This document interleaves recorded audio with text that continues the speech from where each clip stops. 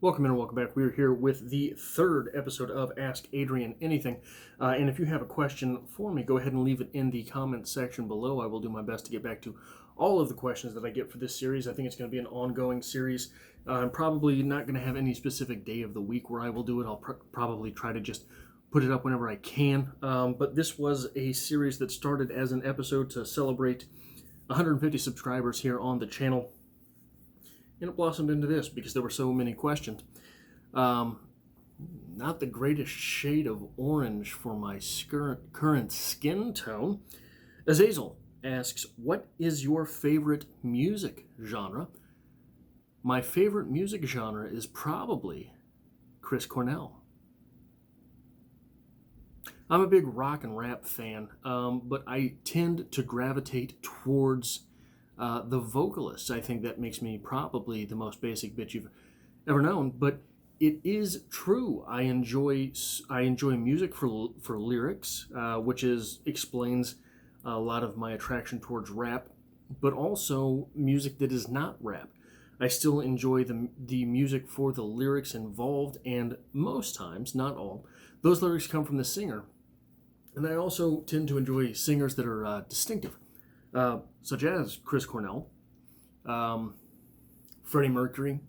If you've never heard the Dead South, they have a very distinctive lead vocalist. I really enjoy St. Vincent.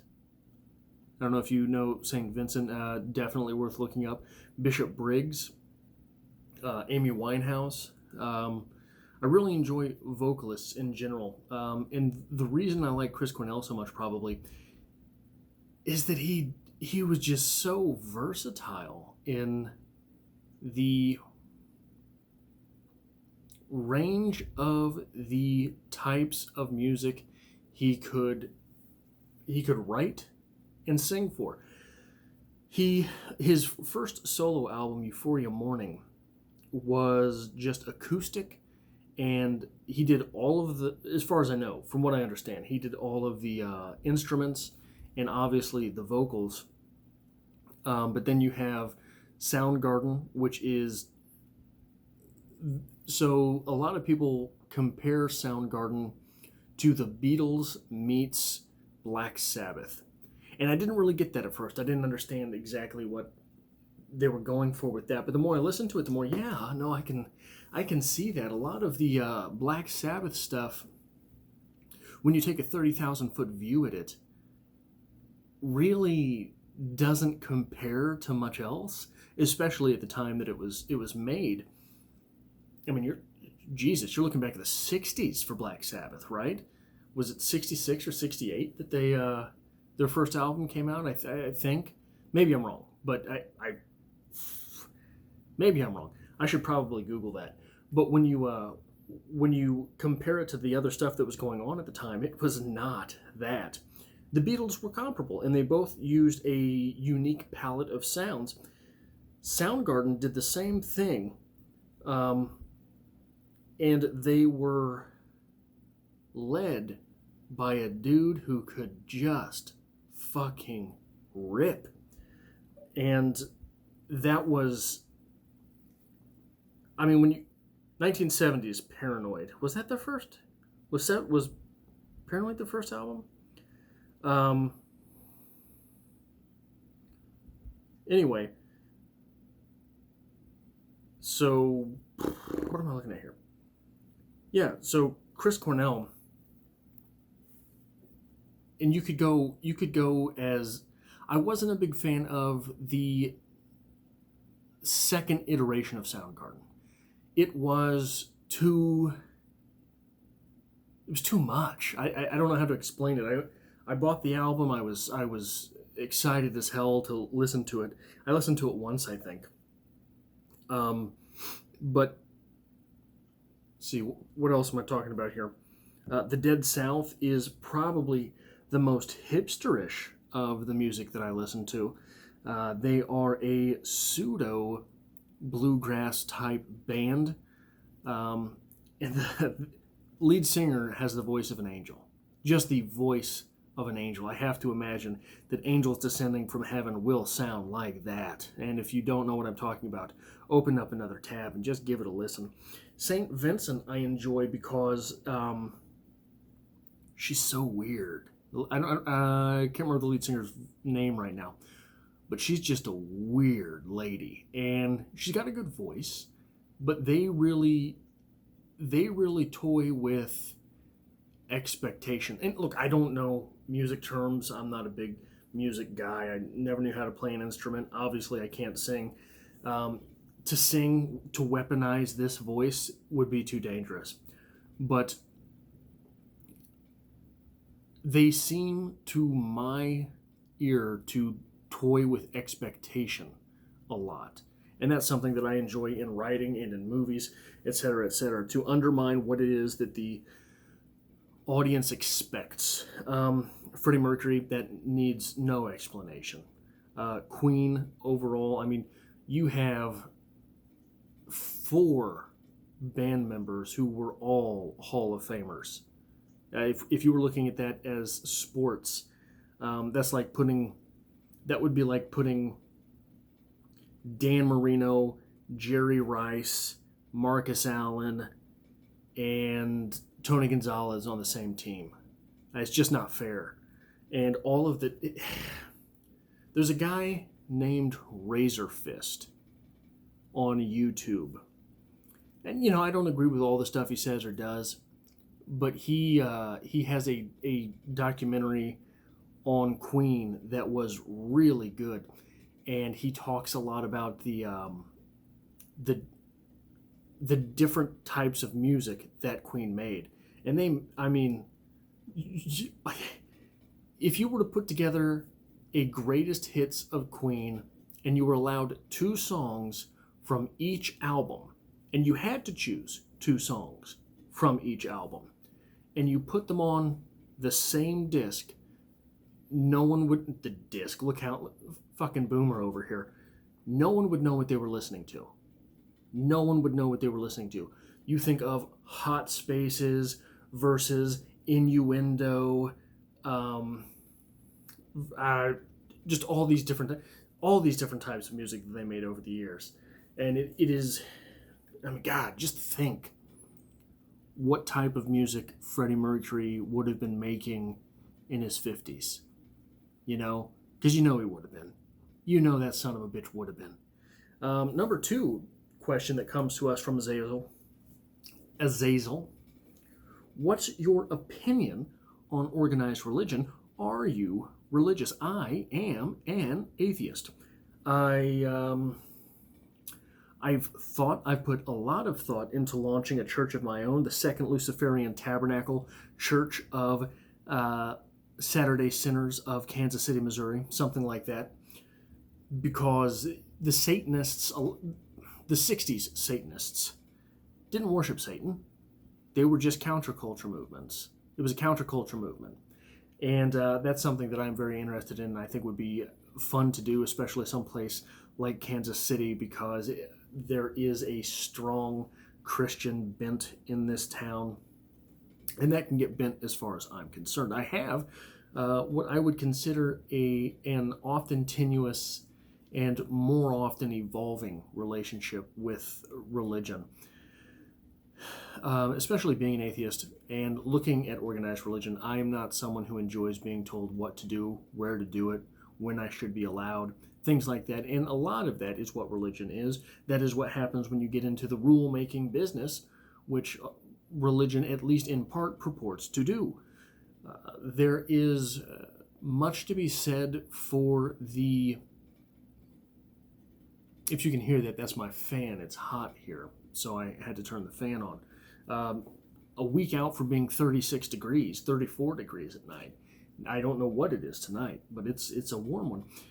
I lost my place. I was bitching about God, wasn't I? So as far as a relationship with religion, I understand how useful it is for some people. And I don't mean this in some grandiose, condescending fashion. I understand that I'm unusual in that this lockdown made me realize that my lifestyle is not adopted by many people, and in fact, they will protest if they're forced to live like I do. But a lot of people need community. A lot of people, I feel like I'm on fire when I'm around too many people for too long, when I'm around any people for long enough.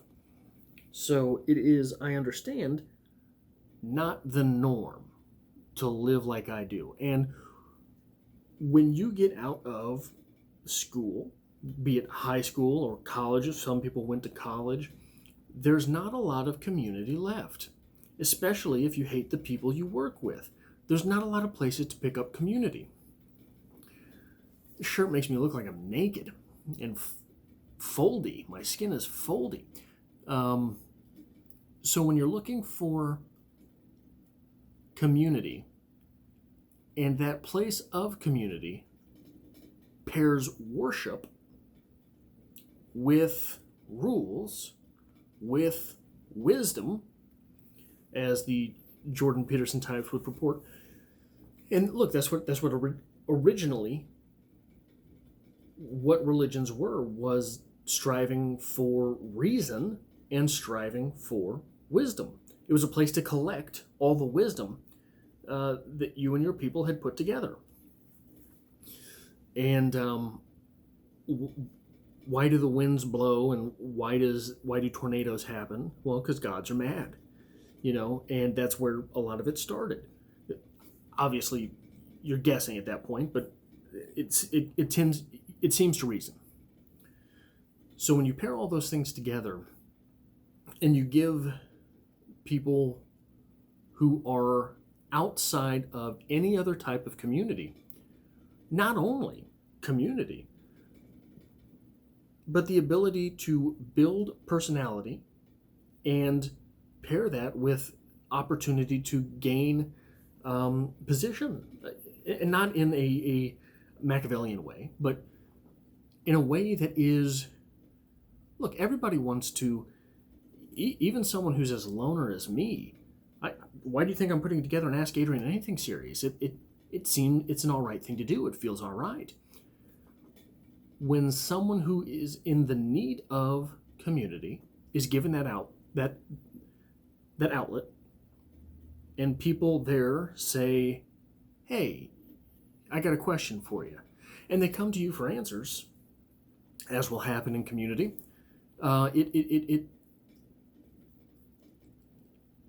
you're not going to tear someone away from that. And there are a lot more people who are atheistically minded, I believe, than are atheists. I think there are a lot more people who are sitting in the pews of churches and thinking, every Sunday, I come here and I don't necessarily believe any of the things I hear on an actual, truthful basis. I don't believe Jonah ended up in the belly of a whale. I don't believe that a man was crucified and corporeally resurrected 3 days later. I don't believe any of these things. But they sit there because maybe they have convinced themselves that the stories in the Bible are not necessarily word for word supposed to be objectively true, just subjectively so.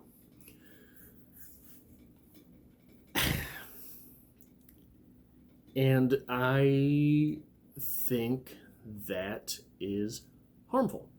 I really do. I think that it's dangerous for someone to... What are you going to do when you wake up one morning and you realize not only do you not believe any of it is objectively true, you don't believe any of it is subjectively true, and you have invested so much of your life in it?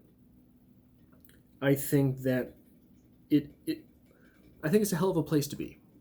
It's something with which I sympathize, and it has taken me some time to come around to that stance. I did not always feel that way.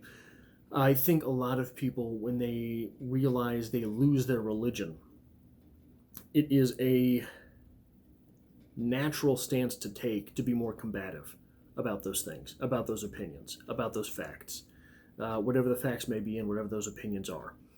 So it's something that has taken. I don't think it's taken work. I think it's taken massaging into, right? You sort of, like a cat in a bed, building a bed, right? I've trounced around enough to be at peace with the fact that the world will never be religionless. I think that's okay. I hope more and more people can take their religion out of their decision making for others, such as that being the reason that for so long gay marriage was illegal. It was a question of religion. There's nothing anyone can tell me to make me think that it was anything other than people voting with their religion. Or the racist ways of not letting cross-racial marriages happen, things like that. Those were religious ideals. So that's sort of how I feel about religion. I could write books, man. No one would read them because that's not what people do. It is not, unless your name is Sam Harris, you cannot currently write a book about atheism and sell anything. People think that you're just a blowhard. And most of us are. Hey, what can I say? We're not any different than any other religion. But the third question that Azazel asks is, do you like video games? I do. I do not play video games. One of the things that I am guilty of, and perhaps embarrassingly so, is that I enjoy having a video game on YouTube while I'm planning things. So while I'm setting goals, or while I'm planning for a week, or while I'm outlining what I should do in a given month, or the TBR for Strip Cover Lit, things like that, I enjoy sort of part of my brain being devolved perhaps into a video game. And one of the reasons for that is the type of video games that I enjoy watching. If I ever upgrade my computer, and if I ever get the internet in my hovel, my Hobbit's hovel, I might game a little bit. It's doubtful. I think I would feel guilty doing it. But the type of games that I enjoy watching are strategy-based build-em-up type games, such as City Skylines, Dawn of Man, Banished, NCAA 14, or Madden. Those are the games that I enjoy sort of watching. What is it? Civilization? Civilization is fun to watch sometimes.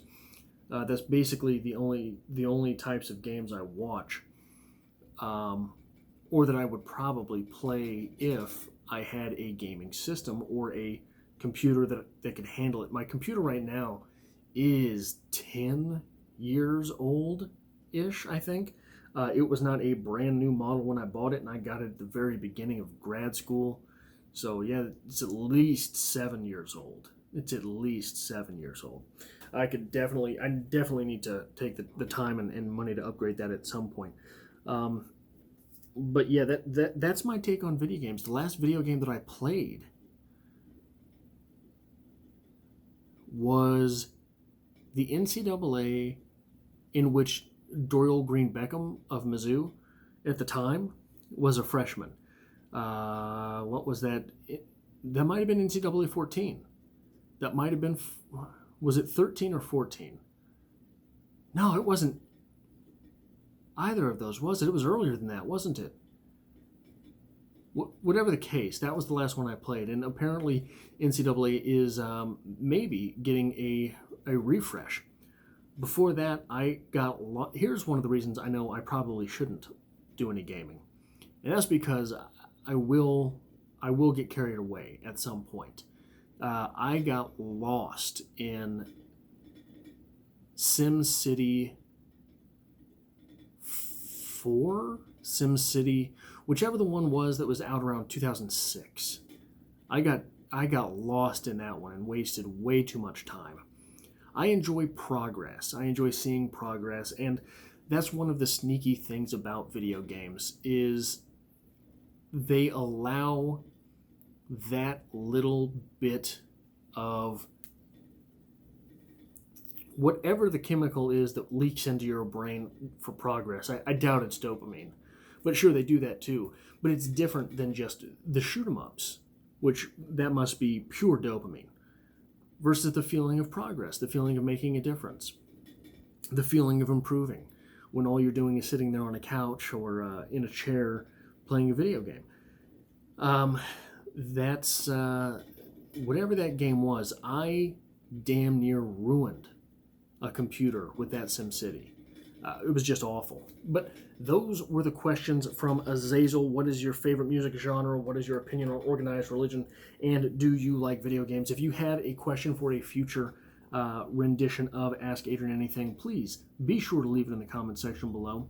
And you can find me on Instagram at _Adrian_Fort_ or Strip Cover Lit. You can find me on Twitter at Adrian Anyway or at Stripped Cover.